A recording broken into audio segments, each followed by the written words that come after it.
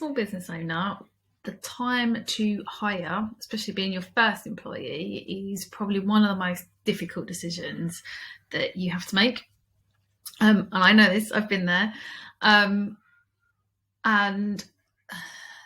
this is potentially the situation you're in at the moment if you're thinking about hiring.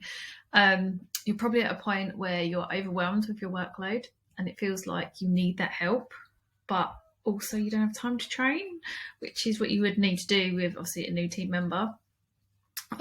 You possibly feel that your business is your baby, and of course no one could ever do the job as well as you. And yes, I have definitely been there.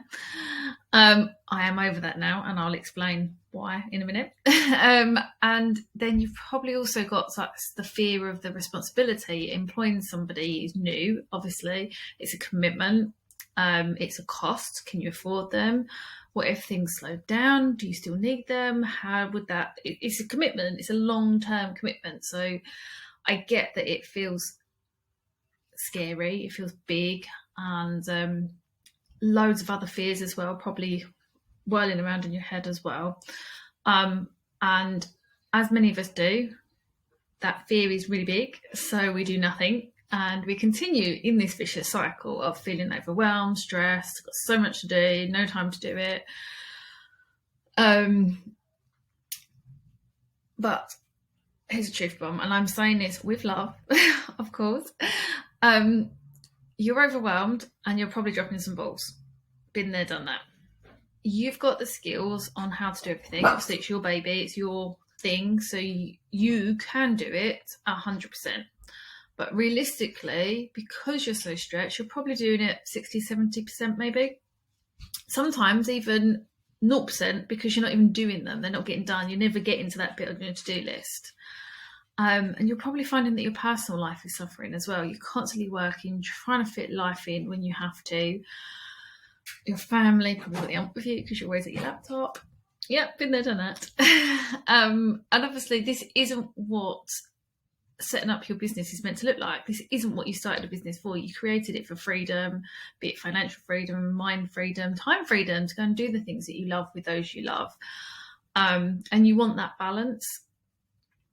So if I've just described how you're feeling, now is the time you need to hire. Now, or even if you're getting to that point, trust me, it's time to get hiring. And I know it's scary, so I'm going to go through a few points that hopefully will help. So first of all, where to start? Take a typical week and write down as you do it, because you'll probably forget it by the end of the day. As you do it, write down every single little thing you do, even if it's just firing off an email, even if it's just answering the phone or taking an order or something like that. Write it all down, and all the tasks down that you don't actually get to as well. That's really important because you need to make sure you've got a full view.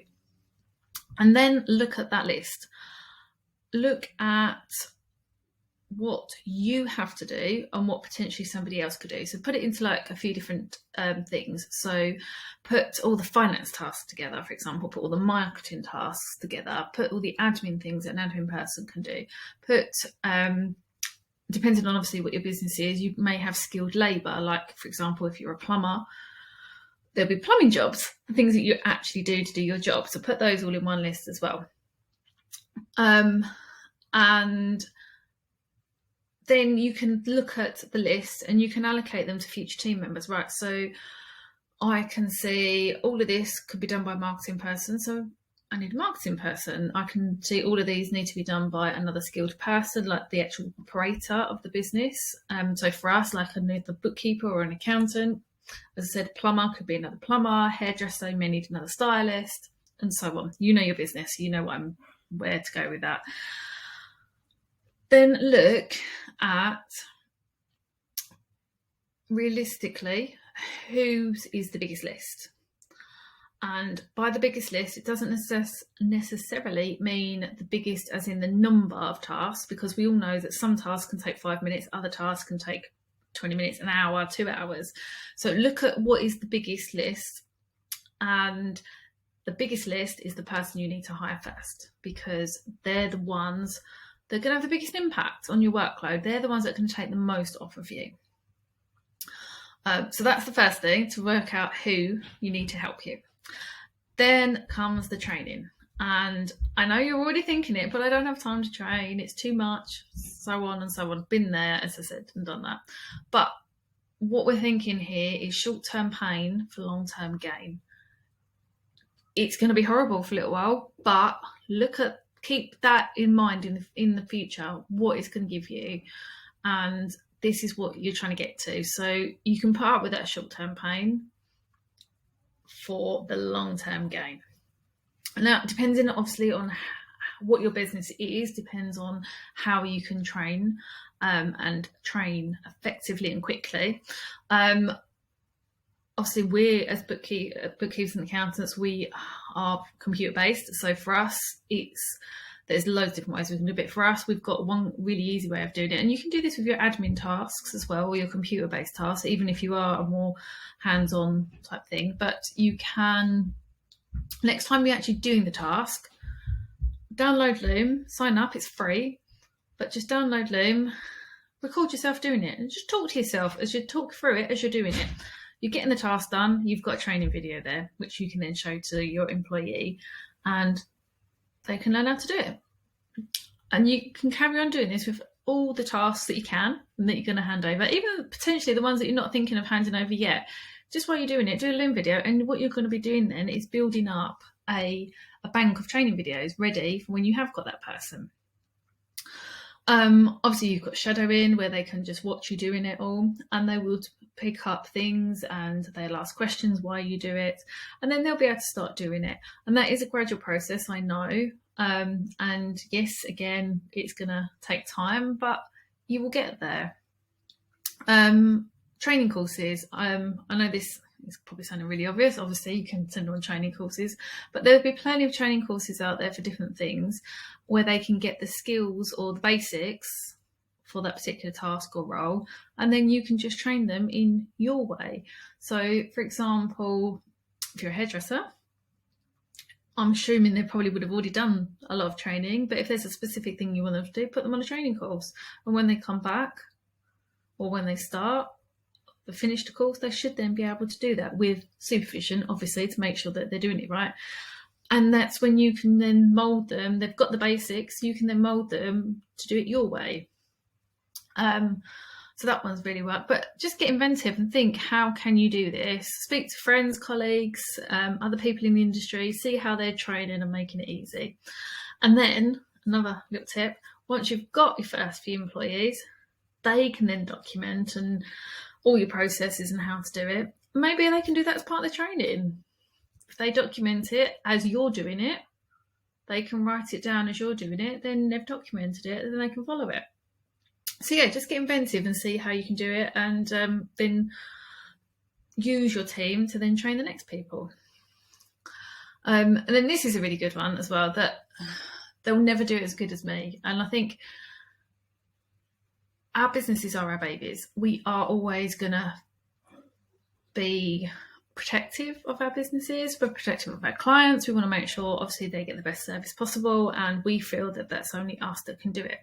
And to be fair, yes, probably your team won't care 100% as much as you do. I'm sure most of them, especially my team, they're good 90s, if not 99%, and more or less there.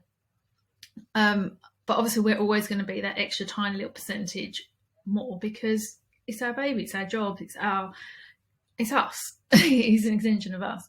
But as I said before, although you can do it 100%, you're so stretched that you're doing it at 60 or 70% at best.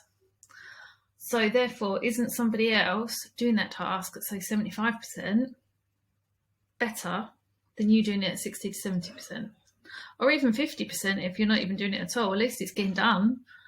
And obviously, the more they do it, the more they'll get better and they will improve. And then you may find they're doing it at 90%, which is amazing. That's what you wanted to do.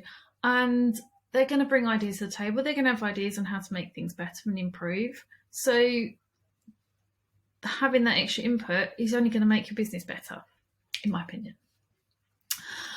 And then, of course, it feels scary, and I get that. It really does feel scary. Even when I took on my first employee, even though I understood the legal side of it and how to actually run payroll and pay them, there's still so many other things that I found really scary. So work out what it is that's scaring you, and then you can address it. Obviously, if it's cost, then look at exactly what it's going to cost you. So both your salary costs plus the employer's national insurance, pension, but also the additional equipment you may need. So they may need a laptop, they may need a phone or a phone subscription, depends on how you do the phones. Software subscriptions, if it's per user basis, and things like that. Write it all down, work it all out, and then look at it in line with what your current costs and incomings and outgoings are, and just see what the numbers stack up to. I mean, this is something where a budget can really help. So this is something that we can do to support and help you in that decision. Obviously, think about the fact that you can have somebody who's part-time, so you don't need a full salary. Obviously, depending on the role, you may not find somebody that's full-time, be able to do their job as part-time, but just look at your options. We've got different types of part-time at Pink Pig. We've got some of the team do 3 or 4 days a week. The other team do like 5 days, but shorter days. So just think again outside the box what you can do. If it's a skill job like a plumber, electrician, hairdresser, look at the apprenticeship schemes.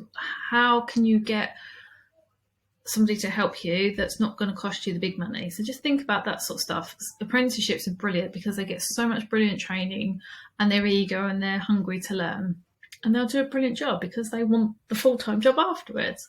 So think about things like that. Obviously, payroll and the legal side of things, they're things we can help with as well. So we can deal with the HR stuff. We can help you and talk you through payroll. So just ask. That's what we're here for. Obviously, I just want to point out you have got the option of outsourcing or employing. And I'm going to go further into this in another blog and a video. But I always find that this comes down to a number of things, and ultimately it's your personal choice and preference. But look at your goals. Did you want to have a team, or that is your team? Do you want a team of just other people helping you when it suits? And again, a lot of it will depend on the role in question as well. Some roles can't be outsourced, many can be. For example, we've got a mix at Pink Pig. The majority of the team are employed, but our marketing is outsourced because that works. We couldn't afford a whole marketing team, so we outsourced that, and we have the resources for a fraction of the cost and the time. So yeah, I'll do another blog on that, but again, you can think about that as well. What will work for you? So just to sum up, hiring an employee is a really big step, but having that person will just give you so much more for your business. And personally as well, because it will just take a lot of that stress and overwhelm away. So yes, it's a big step, but I promise you it will help, and it will drive your business further. It really will, and it will help you reach your goals a lot quicker. So if you've decided that yes, the time is right, and the next step is you don't know where to start about actually hiring, we've also got a blog for that and a video. So click on the link in the blog. There's a few links in there as well of ways we can help you. So please do check it out, and get in touch if you need any help. I hope this helps.